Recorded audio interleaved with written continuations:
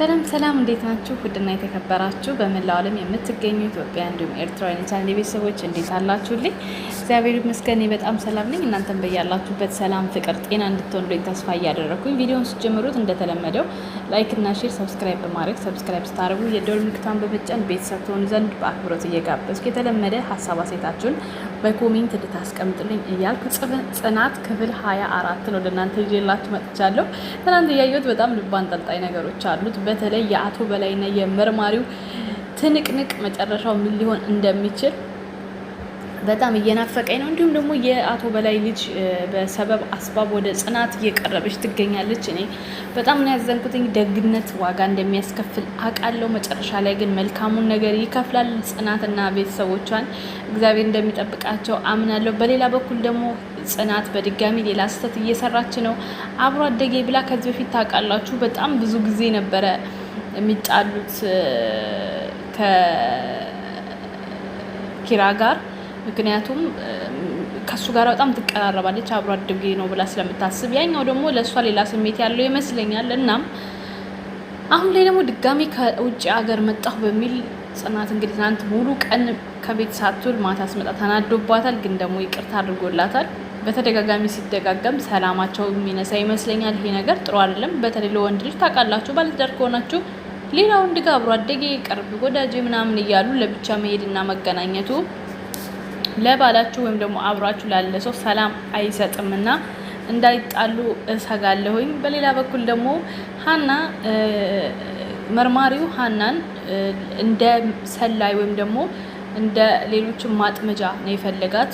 አቶ በላይን በእሷ መንገድ ሊያገኘው ይችላለሁ ብሎ ስላሰበ እሷን ቀርቧታል።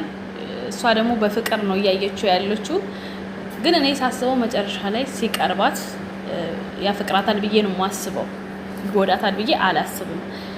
በሌላ በኩል ደግሞ ኪያን ሀና አሁንም ድረስ ታፈቅሪዋለሽ ወይ ብላት ተረብሻ ተጣልታት ነበረ። ግን ደግሞ ወደው ታርቀዋል። ምክንያቱም በጣም የሚዋደዱ ፋሚሊዎች ናቸው። ከጓደኝነትም የዘለለ በጣም ምርጥ ወዳጆች ስለሆኑ ግልጹን ነው የተጠያየቁት። በሌላ በኩል ደግሞ ዋናውና ዋነኛው በጸጸት እየተቃጠለና እየነደደ ያለው ሄኖክ ነው። ሄኖክ ሰው የዘራውን ነው የሚያጭደው። ትናንትና ህልም ሆነ። የሚገርመው ነገር ታነቀ፣ ሞተ በቃ ብዬ ነበር ያሰብኩትኝ እና ህልም ሆነ። ዛሬም ደግሞ ያበቃው ማን እንደሆነ የማይታወቅ ሰው ከጀርባው መቶት ወድቋል። ማን ሊሆን ይችላል? ወይም አሁንም ህልም ነው ወይ አናቅ። ሲመጡ ነው የምናየው። እንግዲህ ዛሬ አይመስለኝም ነገ ሊሆን ይችላል የሚለቀቀው። ለማንኛውም ሰው የዘራውን ነው የሚያጭደው። ሄኖክ የዘራኸውን ያጨድከው። እውነት ለመናገር ኪያ እንደዛ ደምባ ያለቀሰችባት ዘመናቶች ላንታውን እየተቆጠሩ ነው። በነገራችን ላይ ሴት ልጅ ሌላ ህይወት አንዴ ከተሰበረች ሌላ ህይወት ለመጀመር በጣም ነው የምንቸገረው። ለወንድ ግን ቀላል ነው፣ ቶሎ ነው የሚሽሩት። እኛ እድሜያችንን ስንጨርስ እነሱ ግን ዘና ተታብሎ ሌላ ሁለት ምንም እንዳልተፈጠረ ሌላ ህይወት ይጀምራሉ።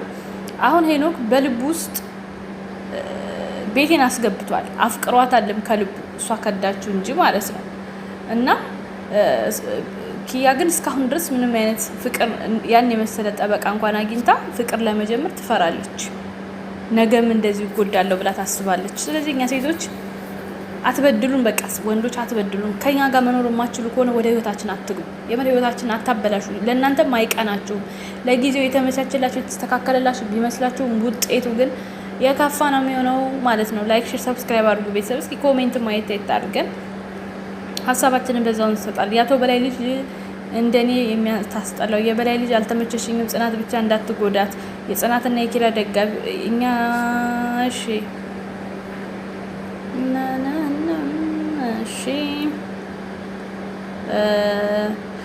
ሄኖክ ሞተ ብዬ መጨነቅ የለካይ ኪያ ህልም ነው። ምንም ቢበደል የመጀመሪያ ፍቅረኛ አይረሳም እኮ። ህሊና ከነጽ ላይ አይንሽን አንሹ። የጽናትና የኪራ ደጋፊዎች ጽናት ቤኪ አትበይ። ያ እኮ ይሄ ነገር ትዳራቸው ላይ ጥሩ አይመጣም። ሄኖክ አለመሞቱ ደስ ያላችሁ ክርስቲያኖች የምሩ ልጅ አትታየኝም እንዴ? ኪያ አሁን ሄኖክን ትወደዋለች። ሴት ልጅ እኮ ናት። በአንዴ እንደዚህ ውልቅ አርጋ ሞታ። ኪራና ጽናት ውለዱ። ነገ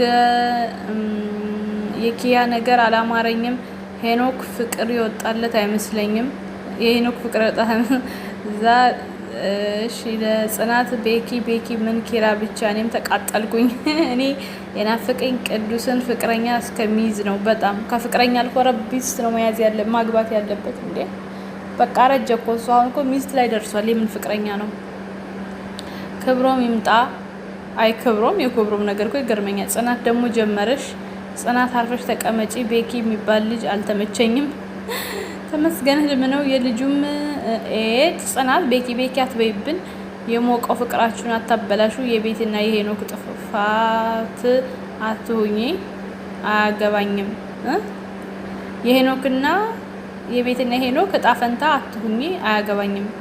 እኔ የምላችሁ ለምንድን ነው ነገ ምን ይሰራሻል? አንቺ ደግሞ እነ ኪራ ልጅ ይውለዱ። እስኪ የጽናትን ልጅ ለማየት የጓጓ እንደኔ ኒና ጀምራለች እና ኪራ ይፈጽሙት እኮ ኪራዬ ቅናትም ጺም አንቺም ደግሞ እረፊ። አይ እንግዲህ ኪራን አታስደብሪ። ቤኪ አትበይ። ጽናት አደራ እንዳትጀምሪ። ቤኪ ደግሞ እዚህ ቴዲ መጣ ማለት ነው። ስርዓት ከቤኪ አትበይ። ኪራዬ ተደብሮ ማየት አንፈልግም። ሁለት አንድ አይነቶች ግን ምን አርግ ነው የሚሉን?